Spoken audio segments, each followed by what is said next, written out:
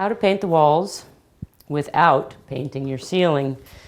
I have my wall color here, and unless you're a really good painter and you can cut in without touching the ceiling, which I can do pretty much, but I still like to use tape.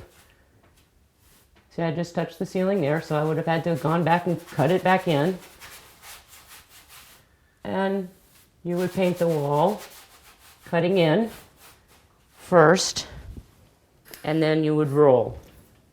But since I have a sky here, I really don't want to roll it. I'm just going to feather in my sky a little more. In most cases, is to use some tape. This one is a safety release tape, because what I really don't want to happen is to pull my ceiling off when I go to remove my tape. And sometimes it does regardless, but the safety release tends to come off without pulling off your ceiling.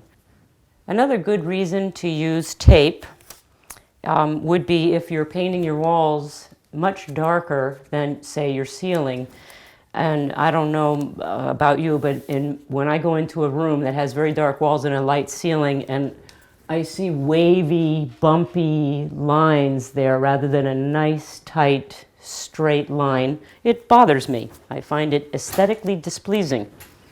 So at this point, because you've decided to tape, you have the opportunity to even straighten a ceiling that may have a slight bow by just fauxing the tape across the bow and making a nice straight line, so that when you do paint, it will make a very sharp edge, which I think it should. And it's nice that it just stays stuck there for you.